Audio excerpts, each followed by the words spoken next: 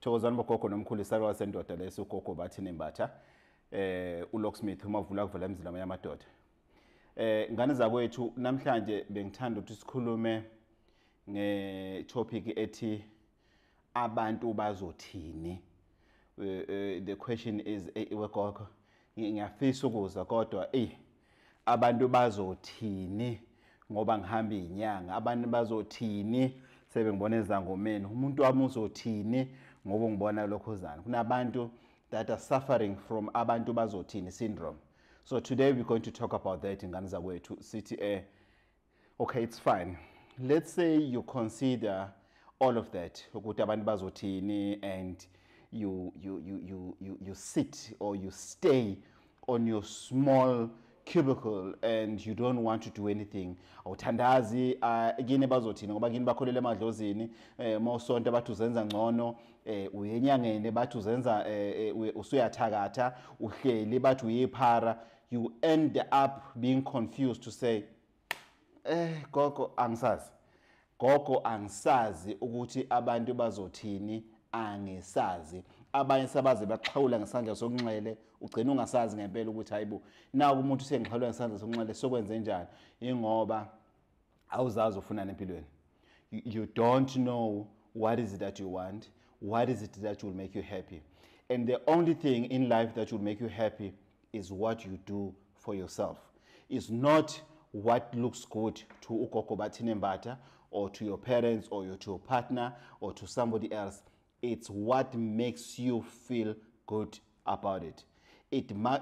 Whatever it is, as long as wena ikujabulisa, that is basically all that you need, because you are going to make sure that you are patient enough on that thing. You're going to make sure that if you are given an assignment by your pastor to pray, to fast and everything, you are going to do it. Because why? There's nobody who's pushing you to that direction. It's what you feel is going to work for you. And it feels good just to think about it. This is going to work. Then you work on it. If Gogo Bathini athe uzogquma for 7 days, uphalaze 7 days, uchathe 7 days, uncinde 7 days, ukhwife 7 days, you will make sure that you do that and you won't make mistake. Athi Gogo Bathini, don't have sex for that for those days that you be on this treatment. Uzokwazi ukubopha ibhandu, you'll know ukuthi definitely I am not going to do anything because lento engiyele ku Gogo Bathini ngiyayithemba. I trust it. That's why I normally say ukuthi if ever uzoya enyangeni because of ufuna ukujabulisa umngane wakho, you wasting your time, you wasting your money.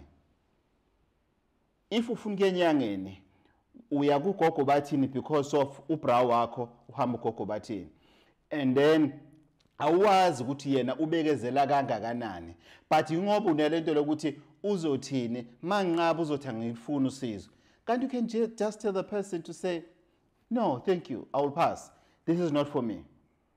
Umuntu makathi masambe sosontweni and everything and you feel ukuthi no, you don't need to go to church, you'll tell that person to no, I will pass. I don't need to go to church. I don't want to go to church. I don't believe in church, or I'm not ready to be a Christian. I'm not ready ukuthi ngamukela isimo sedlozi. You have a right to do that. So things are not going well because one, it's abantu bazothini syndrome. Second thing that makes things not to be fine when people need help, people that don't know what to do, things are not going well and everything, is people that are surrounding you. Sometimes you'll find that you are surrounded by toxic people. You are surrounded by people with poisonous vibe. They don't want anything. They don't want to go anywhere in life. They are not dreamers. They are not dreaming. They don't care about what is happening in the world. They don't know the news. They don't know the weather and everything. But they will complain about everything that is happening. You know these people abamema khona kudlula impukane uyakhomenda, kudlula imoto uyakhomenda, kudlula wena uyakhomenda, kudlula usibanibani uyakhomenda. That's all they do. They don't care about anything else. They don't really care. Not that they don't really care. They just don't care about life. That's how negative they are. They are so negative that they hate themselves. So hating themselves makes them to criticize everything that people do. Usuhamba inyanga ngubonile ungena lapha kwaShandu. How now usuhamba kwaShandu. You become successful, you go to school, they don't know that you're studying, you're corresponding with UNISA, they don't know that. You advance yourself, you go, you do courses, they don't know that. You buy a new car, usunama boys. You buy your parents' house or you build yourself a house, you do whatever that you want to do with your kids. You get married, uyalotsholo in unama boys, uyachakata. Vele angithi hamba kaGogo Bathini. Sometimes mafika uGogo Bathini, the only advice I can give to say, what do you want? Hey Gogo, izinto zami ngiphumelele, ngifuna uqede esikoleni. Most people they come to me and say, Gogo, ngicela ungisize, ngifuna uqede esikoleni, akufundeki. Senze whatever izabe sizenzayo and then I'm done. Inhliziyo yakho usugezekile, umoya yakho isi right, uyaqhubeka nokufunda. Then you do well esikoleni. That has nothing to do with Gogo Bathini Mbatha, because what Gogo has done there is just njena ukugeza. That's it. Wakunika treatment uthi yenzeni isuse imoya emibi phambi kwakho. Imiphi le moya emibi esikhuluma ngayo ngane zakwethu? Le moya emibi ilokhuza ilabantu labo babiza ngabangani abanye, not all of them.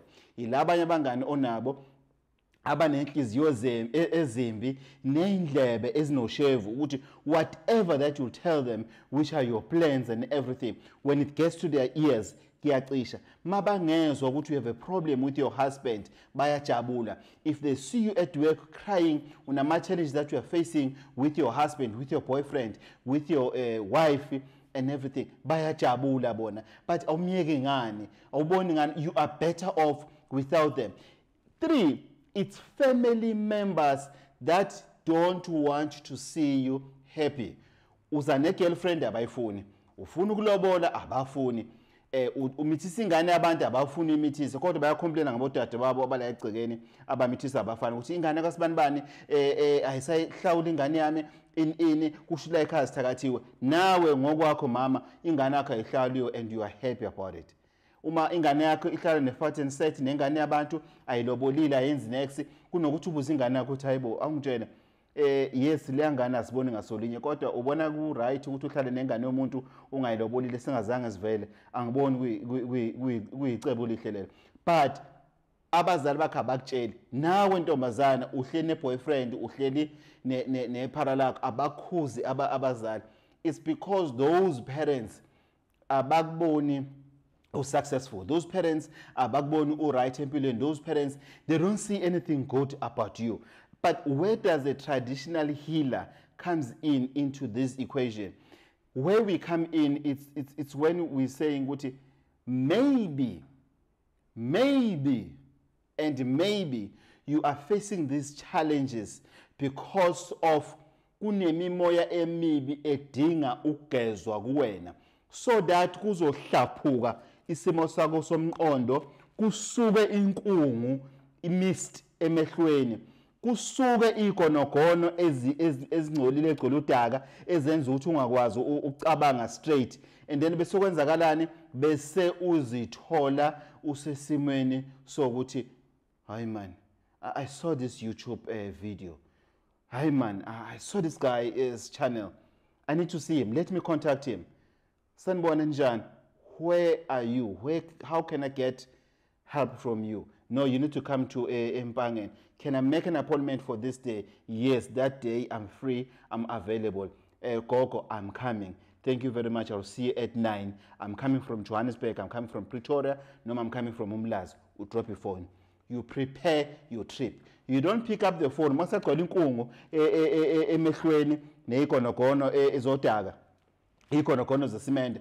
You pick up the phone. Hi Auntie Usha, ngicela ungisize tu ungakwazi ukungihlolela efonini. Usase enkungwini, because it's what you discuss with your friends ukuthi yazi kunomuntu engimaziyo mina ukwazi ukuhlolela efonini. Uyazi mina kunomuntu wabe mina engimhamba uselimpopo. Hayi akahluphi yazi izinto uyangithumelela nje, only to find out it's a scam. So ngane zakwethu, move away from people that are holding you back, that do not want to see you achieving. You know, they don't want to see you being successful in life. All they want to see you is being like them. Stay away from people abazothi you are wasting money by ukuya enyangeni. Yena is wasting money buying data to gossip day in day out. Akuse yakhe nalo mali lokuzana bole ngayi data. God knows which way thataphi. So move away from those people because the abanye they are successful. Abanye is friends that are successful. It's friends that have money, but they do what it takes for you not to know ukuthi how did they make money. They don't give you a rope. They pretend to want to help you by giving you that small token ukuthi bra wami bamba kanje na uzothenga nje ama cosmetics and everything. Then they hide behind them a rope efane babe bayakunikeza yona uzokwazi nawe ukuthi bakurescue from where you are. Friends that don't mind to buy you booze for 5,000-10,000 per night and be happy. Kodwa mongeke waya kuye wathi mnganami ngicela ungithengele nje 1 gig. At least ngizokwazi ukungena ku internet yabo, nami ngizokwazi ukuthumela ama CV yabo, nami ngizokwazi ukuchecka ama tender i-Department of Health yabo, angisiza mnganami and everything. Uzothi ahambe njami kuyabheda. The same guy, the same girl uzothi Choma asihamba sisikhiphe mnganami, asihambe sokuhlaba mnganami.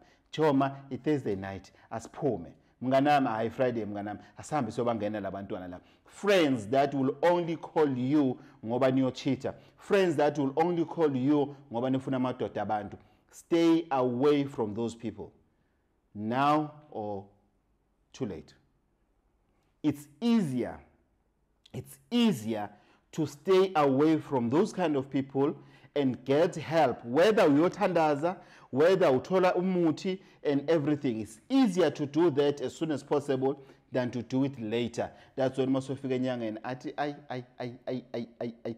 me hambe yogquma hambe yophalaza angibona after 3 months kwazi ukuthi kuyabheda usho ukunika umuthi omningi not ukuthi uyaxosha. Sesihlangane nensila lensila yabona kusho ukuthi wena ufuna ukusokiwa ngokwensila ngokomuthi ngathi yabona into emengcole kakhulu kuyifaka emanzini anensipho amanye uthi ayabile ufaka ojiko ufake ini kuya ngekhala ke uma wazi ukwasha mufaka into emanzini uthi kuyisoka kancane nawe udinga ukusoka kodwa sesisokelaphi siyahamba sokusokhela ke. Why you didn't want to go and look for help? Isikhathi sasekhona. Stand up and face your life. Nobody is coming to rescue you. Forget it. Akezi lo bra wakho. Akezi. Bayakuthanda ukubona la ukhona. Kini bayathanda ukubona ufrustrated ungenandoda ungenamfazi. Bayakuthanda lokho. If bebangakuthandi they could have done something. If they are doing something, you are lucky. You must appreciate those friends. You must appreciate those family members. Salukwazi ndoda uGogo Bathini Mbatha. Utholakala khona Empangeni eMazimeleni.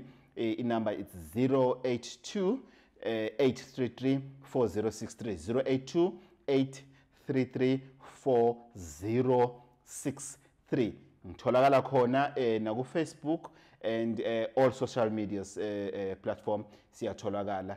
Please don't forget to like a video and press the subscribe button and the notification button for more videos. Inkosi thela umusa. Thokozani.